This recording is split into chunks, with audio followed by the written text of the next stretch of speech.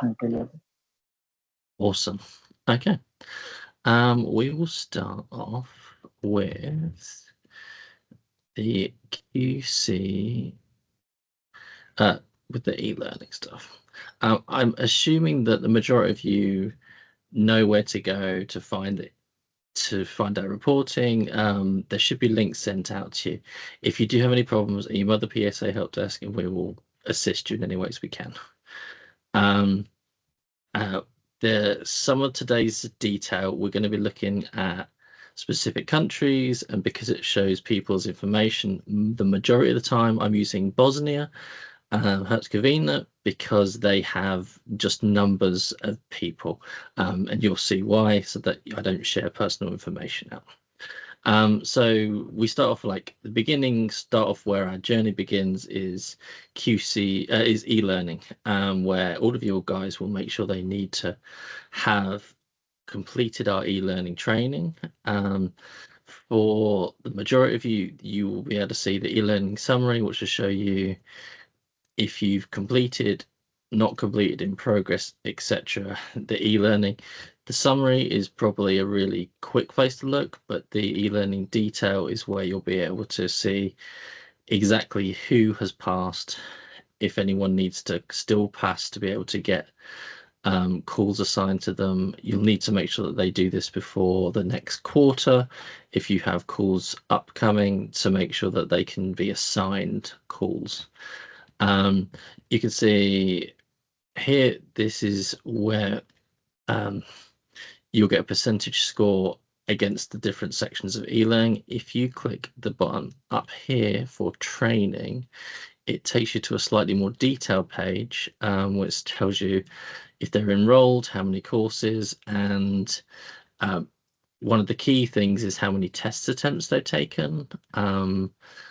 We're kind of saying that if they've done about more than, say, 5 tests, that we probably should flag them, and just we might need to talk to them in person to see what if there's a reason behind them getting not being able to complete it within 5 attempts. If they've done the training, we'd expect 5 attempts would be like the maximum, and because I think you have to get a test score of over 80 to pass, so you've been getting +5, and so it's just one of those things to be aware of and to keep an eye out for. If you want to go straight back to the detail page, you can just click on detail up here and it takes you there. The next thing we're going to be looking at is the coverage summary tab. In here, this is essentially a very step back look at how you're doing for coverage for a certain time frame. You can use the year, quarter, month filters up here. Some of you will have your country automatically set. Others will be able to have a view of multiple countries, and you can filter per country level. If you are in a specific country, you will only see like this, but if you've got multiples, you will see them all stacked up against each other in this section area here.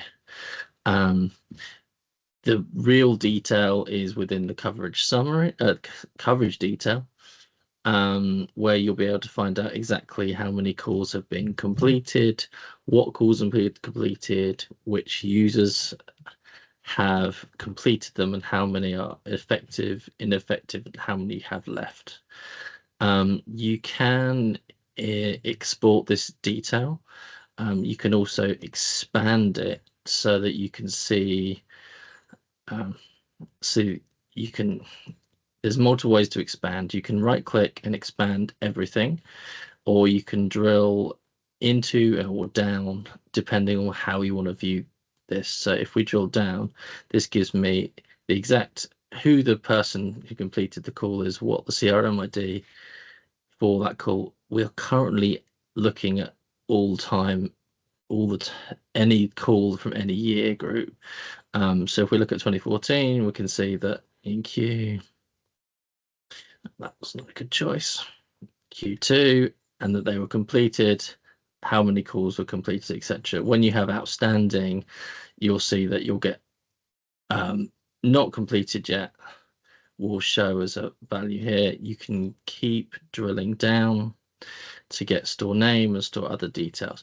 You can also find all of this already expanded and exportable in the coverage report ASL. This is a quicker way to get the detail you need to see which audits are still to be completed. So this is the top level information about which stores are not completed, and this is by user who which stores need to be completed still, and you can export these. If you click on the 3 dots in the top right hand corner of these, you can export data, and you should be able to export data with current layout.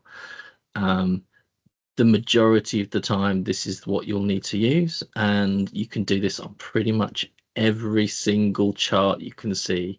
If there's data you want to look at or interrogate more, or in Excel, you can export that way. I'll export something else later and we can have a look through and go drill a bit deeper. The next, has anyone got any questions on that so far? No? Cool. What we'll look at next is the QC summary. So the QC summary, it's basically, this is once the deadline for QC has gone ahead, India get the go ahead to begin QCing your calls, and after, Connor might be able to give you exact details, and I think it differs between countries slightly, but essentially once they get given the go ahead to QC, I think it's, I'm not going to pick out numbers, you'll get they're only going to be QCing a partial amount of your data. They're never going to, generally they don't QC everything, they'll only QC a percentage, and this percentage is how much QC progress they are with that percentage and the accuracy of the percentage they are QCing. So this isn't anything to do with your overall percentage, it is only the QC'd coverage that they are looking at. Yeah, so Rich, I'll jump in. Yeah, so it's a sample size of the larger product, which will give markets the ability to be proactive in noticing problem areas within their audits, so that they can go back through and potentially add some more training mid audit, or by the end of each cycle, be able to go back through and see what were the areas where we were seeing a large amount of issues regarding India QC. But again, it's for each market has a different amount that is being QC'd by our India team. So again, it's a sample size. A lot of especially since coming on board myself, I know it has been a stress factor for a lot of markets to look at these numbers and say, I have maybe my availability is down to like 40%. Well, that's a 40% over the sample size, right? So we may have picked the 40%. We may have picked 100 audits, and out of those 100 audits, the 40 we picked were the 40 that had the availability issue, and overall it might have been different. So this is just for you guys to be able to notice a potential trend in problem, and not to be taken as this is the hard line that's going to be sent for the final score. Yeah, that's exactly right. And as Connor said, we focus on these are all the different these are all the different KPIs that are QC'd, and each section of your questionnaire is built out into these. We can look at QC detail tab, and it gives us a little bit more of a breakdown to go a little bit further into the detail to see where to look at.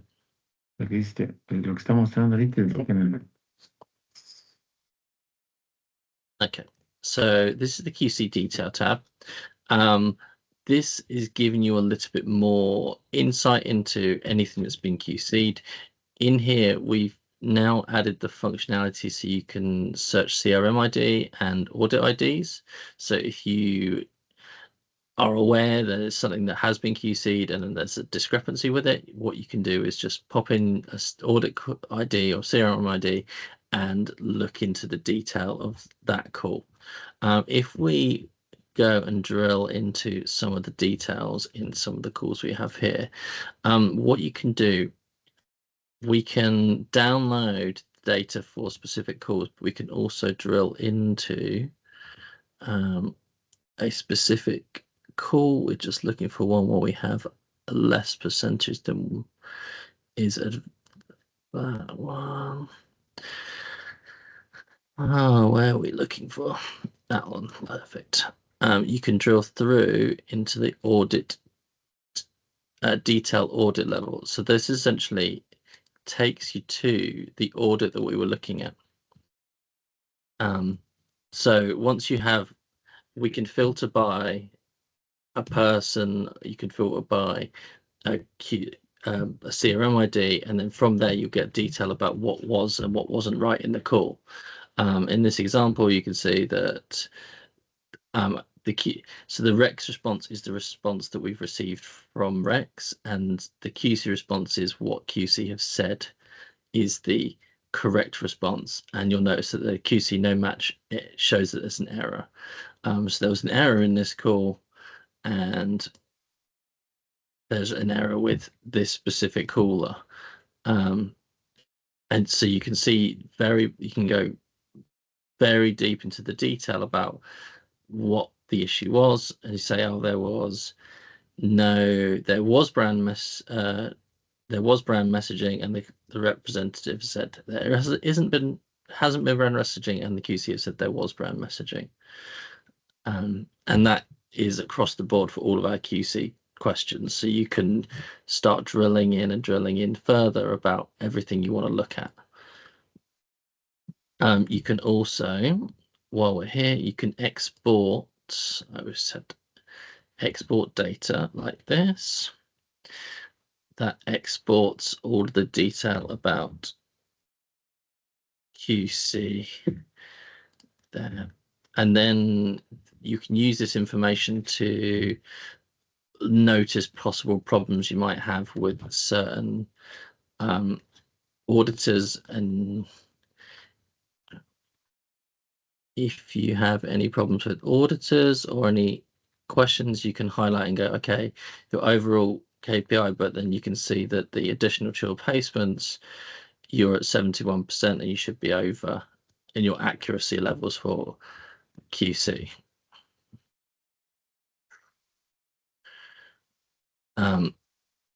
And you could do this across the board and go, okay, generally the main placement accuracy is quite low.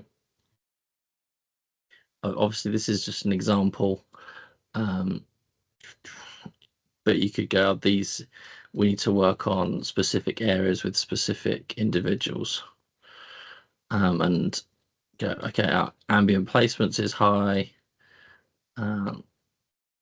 chilled placements we need, and it's addressing specific users and how they are logging things in Rex, and then you can take that information with you to say, okay, I need to address with these people the problems that we're having with an auditor base level, and hopefully raise that audit accuracy across the board.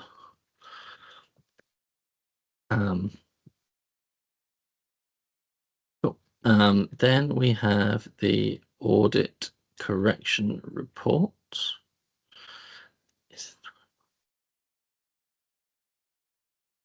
This should show you, it eventually loads,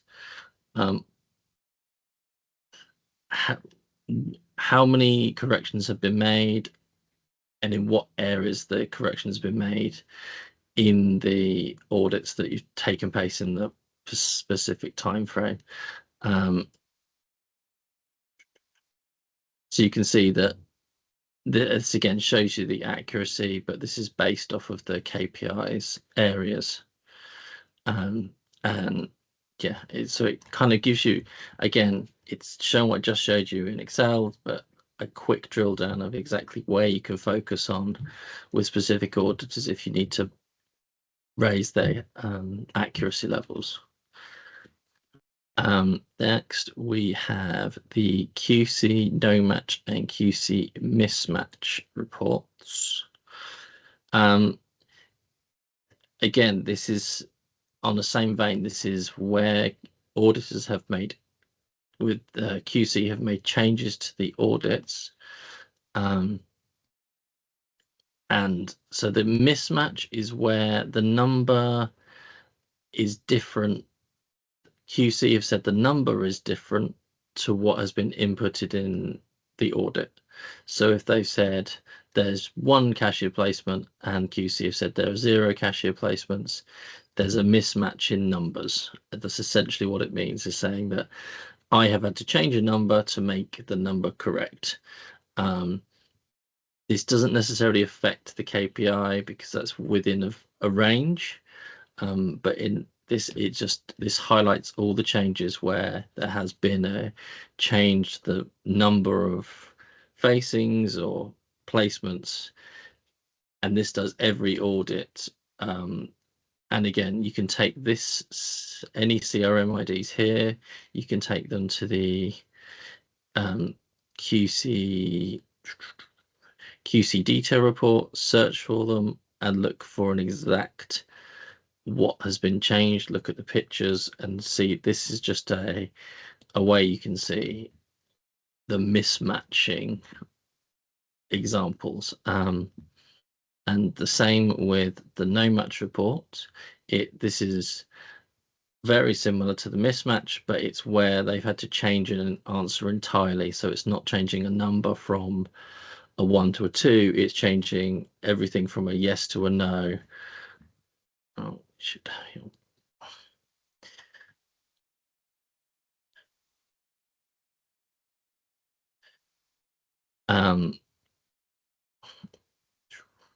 yeah, where they've had to change something entirely where there is no response from the auditor and there has been a response or a difference from the QC. Then there's also QC not listed Rich? error. Yeah, so each one of these reports looks at a very specific issue. So make sure that you don't just look for one and say you see no issues. When you're going through and doing your checks, all 3 of the QC mismatch, QC no match, and out of stock not listed error reports have to be used together to find all the problems. If you just look at one, you will be blinded by 2 other reports, and we'll come back and say, well, you had access to it. So just make sure that when we're going through this, you understand that each report has a very specific thing that it's showing you. For the no match report, that means that there was a actual problem that someone missed, right? No match report is more numerical. Out of stock and not listed is it was just put in wrong and your auditor either skipped completely the question and just said out of stock for everything. But they have very different errors that cause different weightings on the KPI list to go up and down. So make sure that if we have questions coming back to us asking, where is this information coming from? You'll be able to go through and see from the QC no match or from the QC mismatch report where and how those problems are being seen from the QC India side.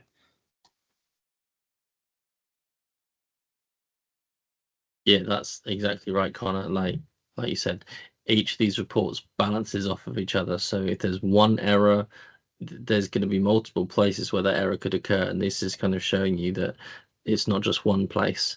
The last report we're going to look at is the out of stock not listed, or so essentially on this report, it's showing you where a product has been marked as not listed, but a price has been reported, or where it's been marked as out of stock and the price hasn't been reported. If something is not listed, it shouldn't have a price, and if something is out of stock, it should have a price. So this is kind of just these are definitive errors that have been reported by us, that we're seeing, and like these can be changed in the background on your guys' side from the error checking report, and you should be able to edit these so that ideally at the end of a quarter these would be blank, because they shouldn't exist or the price should be visible. I think that's about it. Does anyone have any questions?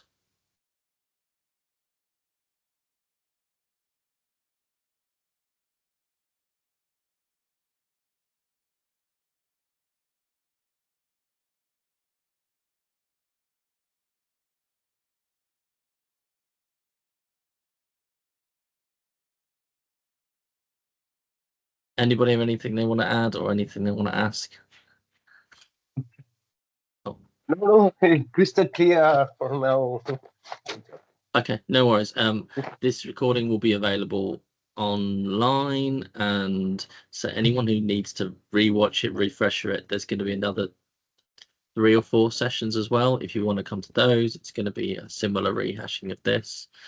But and if you want to take any, email us or whatever outside of the group, that's fine too. We're happy to take any questions you have.